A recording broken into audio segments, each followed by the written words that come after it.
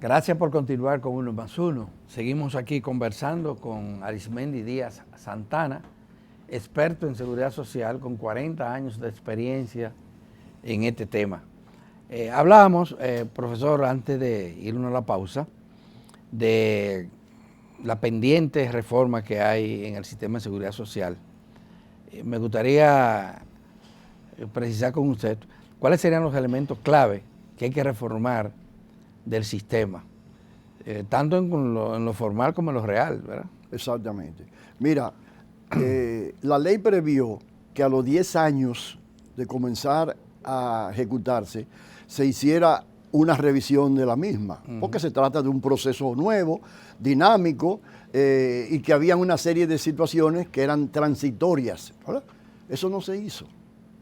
Ahora se cumplieron 20 años y tampoco se hizo.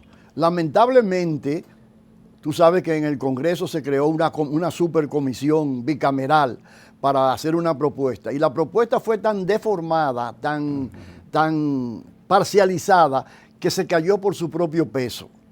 Afortunadamente ahora, por lo menos en el Senado de la República, han anunciado que van a retomar el tema de la seguridad social para discutirlo y tratar de que la ley se reforme en la próxima legislatura, como se dice. Después de las elecciones. Exactamente, después de las elecciones. Esperamos que sea así y que sea con un criterio amplio, con una visión amplia de las modificaciones que hay que hacer a la ley. Nosotros como Fundación Seguridad Social para Todos sostenemos con base en que en el aspecto de la salud es poco lo que hay que cambiar en la ley. Y lo que hay que cambiar en la ley para la salud son cosas secundarias como esa que acabo de decir ahorita de los dirigentes sindicales, la representación en el consejo, el veto y esas cosas. Lo importante es que se aplique lo que la ley plantea. Ojalá que en esta en este nuevo cuatrenio de las autoridades que resulten electas haya la voluntad política para por primera vez en la vida aplicar la atención primaria de salud, para por primera vez en la vida garantizarle a los pensionados que se mantengan en el seguro familiar de salud y para por primera vez establecer realmente un verdadero plan básico de salud para que no existan tantas exclusiones y tanta propensión a seguros complementarios como tú señalabas. Como la que hay ahora. Un ejemplo, para que ustedes vean cómo se ha violado todo, es un parto. Un parto es algo normal, ¿verdad? Supone que el sistema debería de cubrir, y decía que lo cubría 100%. Pues no es así, profesor. No. No es así, un parto cuesta 50, 40 mil pesos, como promedio, en la clínica privada. Estamos hablando de un parto pobre. Un parto pobre, ¿verdad? Y el seguro le cubre una cuarta parte de eso. Eso es la gran aberración que tiene el sistema.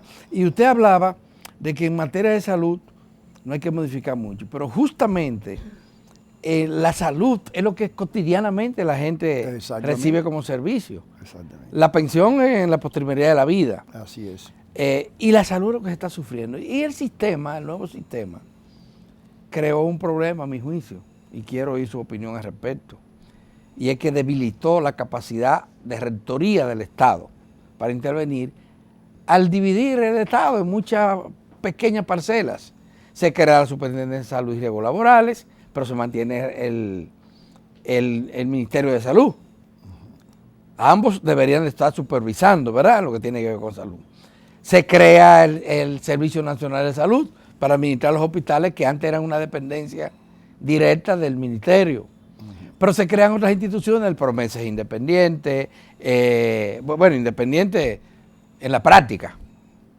En la práctica opera como un órgano separado. Sí. Y tenemos también un seguro particular que vino a sustituir el Instituto Dominicano de Seguro Social, que es el SENASA. Muchas instituciones. Ahora se ha hablado de un gabinete que lo coordina, pero en la práctica cada institución sigue haciendo lo que considera del lugar, y yo creo que los sectores no estatales que se lucran de la salud están con la risa a flor de labio, porque nadie está interviniendo. para que la ley se cumpla. Eso que usted está diciendo es cierto, pero no es menos cierto el hecho, Adalberto, de que si bien son necesarias esas instituciones, no es menos cierto que debe haber encima de ellas un órgano que establezca el orden, la disciplina y el cumplimiento. Pero no existe ese orden. Entonces volvemos a lo mismo del principio. ¿A quién es que le corresponde eso? Al Estado Dominicano. La Constitución dice que los funcionarios, no solo el presidente, sino los funcionarios juran defender la Constitución y las leyes. Y no se está haciendo ni una cosa ni la otra, sino de manera convencional. Entonces, por ejemplo, vamos a decir que eso que tú estás señalando es como si fueran grandes músicos. Bueno, tenemos una orquesta sinfónica, pero se necesita un maestro que la dirija.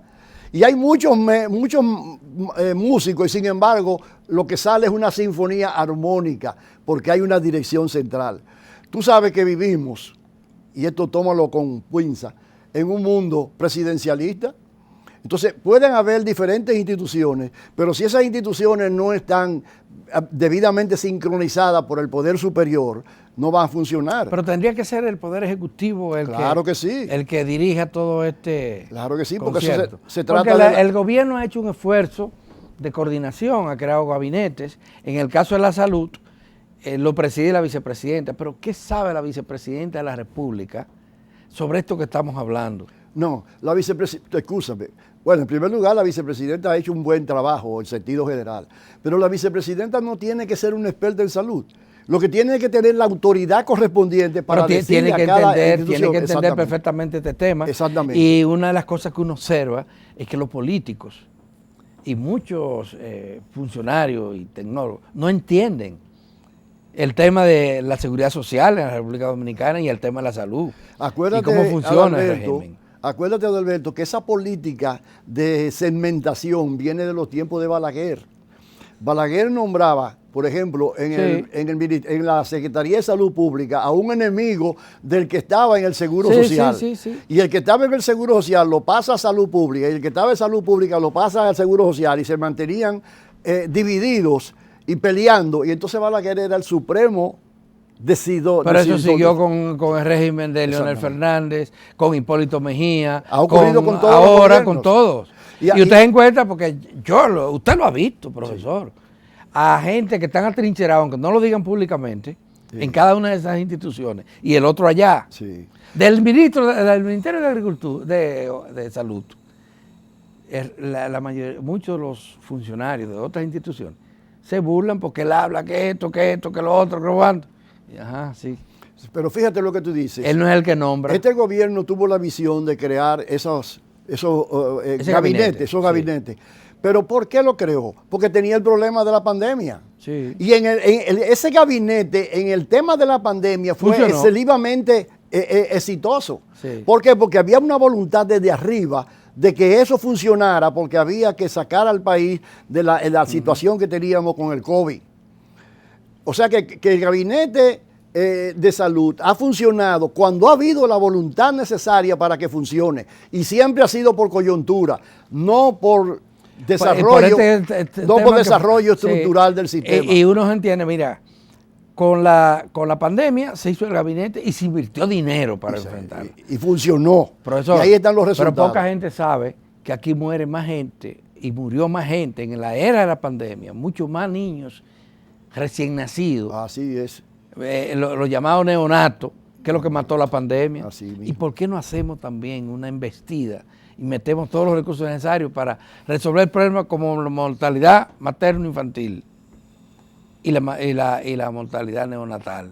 Pero Adalberto, tú que eres comunicador, recuerda que hace como un año hubo un famoso escándalo en la maternidad de Los Minas. Sí. Se creó una comisión para investigar eso y se conoce algún resultado. Tú como comunicador Pero es que el escándalo porque se tapan uno con otro. Claro, y el escándalo vino, y han venido, anteriormente también se había producido otros escándalos, en el Robert Reed, por ejemplo, pero el escándalo vino porque hubo una denuncia pública. Exactamente. Pero luego nos enteramos que eso es casi normal, que mueran, claro todos los días. Bueno, si mueren 2.500 ahí están las estadísticas. Al año, ahí están las estadísticas. Sí. y no se afronta las causas de esta Yo te voy a decir situación. una cosa ahora, Adalberto, que tengo que decirla, porque esa es la política de la fundación que yo dirijo. Los puntos hay que ponerlos bien claros. Cuando tú tienes un problema como la mortalidad materno-infantil, que es la vergüenza que un país con un 98% de la población de cobertura, con un casi 100% de atención del embarazo en instituciones de salud, ya sean privadas o públicas, supervisadas por el Estado, y que sin embargo todavía tengamos uno de los lastres más grandes de América Latina en materia de mortalidad materno-infantil. Y eso no se investiga. Eso ocurrió con Balaguer, eso ocurrió con Don Antonio, con Jorge Blanco, con Hipólito, con Leonel Fernández, con Danilo Medina. Y está ocurriendo con este gobierno también. Se ha normalizado, la gente ni siquiera se alarma. Ahora, ¿cuál es el problema? Y aquí viene la partecita delicadita del asunto. Oh, eso es un problema médico, ¿no verdad? ¿Y a quién tú pones para que investiguen ese problema? A otros médicos. Sí. ¿Tú crees cuando la policía tiene un problema de un escándalo de eso y nombra a otro policía para que investigue, qué tú crees que va a salir de ahí? No sale nada bueno, ¿verdad? No sale nada bueno. Y en bueno. el caso de la mortalidad materna, se ha creado, se ha institucionalizado la investigación posterior a cualquier muerte materna. Sí. Pero los resultados nunca lo vemos. No, y se justifican uno con otros. Se justifica uno, no lo vemos. Usted no ha visto a nadie sometido a la justicia por negligencia en el caso, una situación que provoca la muerte de alguien. Y todo lo que estamos diciendo tiene un trasfondo, Adalberto, que es el siguiente. El Estado no tiene el debido respeto por la población y por los derechos humanos. Porque no es que murieron 34, 36 en ese momento, en poco tiempo, en los minas, niños. Es que si muere uno solo, si fuera un país donde realmente se respetan los derechos humanos, eso genera una investigación y las consecuencias correspondientes. Claro. Con uno que lo haga. Claro que sí. Mucho más si son 34 y resulta que no pasa nada. Absolutamente nada. Bueno, hay muchos otros temas correlacionado con esto que estamos hablando. Lo del copago, que parece ser el problema que más afecta a la población, porque el que no tiene con qué pagar los complementos de los costos de salud, y esto es en medicamentos, en consulta, en atenciones hospitalarias, en laboratorios, el que no tiene con qué hacerlo, corre riesgo de perder la vida. Y de hecho hay gente que ha muerto a destiempo por falta de recursos para atenderse. ¿Cómo vamos a resolver ese problema, profesor? Mira, ya con las canas que uno tiene y cumpliendo 40 años en la seguridad social, uno tiene que poner los pies sobre la tierra, digámoslo así. Lo que nosotros estamos planteando es que haya un acuerdo nacional a partir de una decisión firme del Poder Ejecutivo para que se comience a desmontar, porque sería una ilusión de mi parte venía a decir que mañana, por decreto, se quite todo ese asunto. Pero tiene que haber un acuerdo para que se vaya desmontando. Nosotros favorecemos, por ejemplo, que se suban las tarifas de los médicos especialistas, pero que al mismo tiempo que se van subiendo las tarifas de los médicos especialistas, se vaya reduciendo los copagos. Porque, ¿cuál es la explicación que tiene el Colegio Médico de los copagos? Que se le paga poco a los médicos. Entonces le vamos a pagar más y vamos a mantener los mismos copagos. Bueno, pero es que el tema ha pasado así.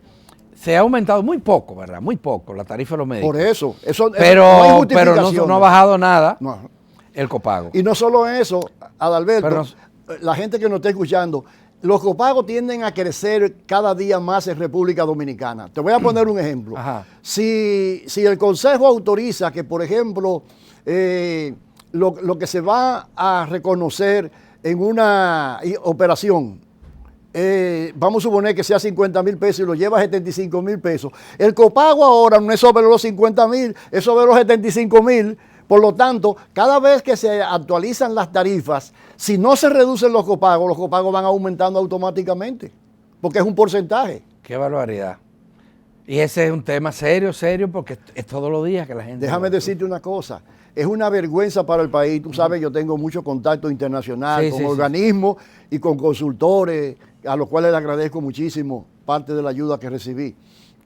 Pero ellos dicen, pero ¿y cómo es posible que ustedes tengan un 98% de población en un seguro familiar de salud y que todavía el gasto de bolsillo sea un 43, 44%. Si algo perseguía la ley de seguridad social, era garantizar el acceso tuyo y de tu familia con el menor gasto de bolsillo posible, porque siempre hay algo. Sí. La ley, de hecho, en el artículo 130, el único copago que establece la ley es el del 30% en medicamento ambulatorio. Porque si el medicamento es durante la emergencia, o durante la cirugía o durante el tratamiento, eso es otra cosa. Ahí no paga nada la población.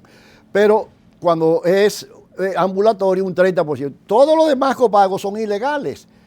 ¿Y qué es lo que se puede hacer, como tú dices? Irlo desmontando, aunque sea poco a poco, Adalberto. Pero no es posible que esto se mantenga y que vengan gobierno, pasen gobierno, vienen directores de la CISARRIL, vienen nuevos ministros de salud. Y hemos tenido funcionarios muy entendidos en la materia, honestos, trabajadores, y ninguno ha resuelto. Exactamente. Ninguno ha resuelto.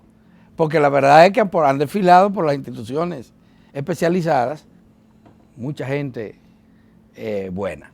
Bueno, vamos a tratar ese tema, pero hay un elemento que no hemos abordado, profesor, y que también está contemplado en la ley 22 años atrás, lo contempló, que es la atención primaria. La atención primaria, la puerta de entrada para el sistema hospitalario que se planteó en esa propia ley. Vamos a hablar de eso, qué es lo que ha pasado, por qué no podemos tener como algo obligatorio la atención primaria. Con el permiso de ustedes, una nueva pausa.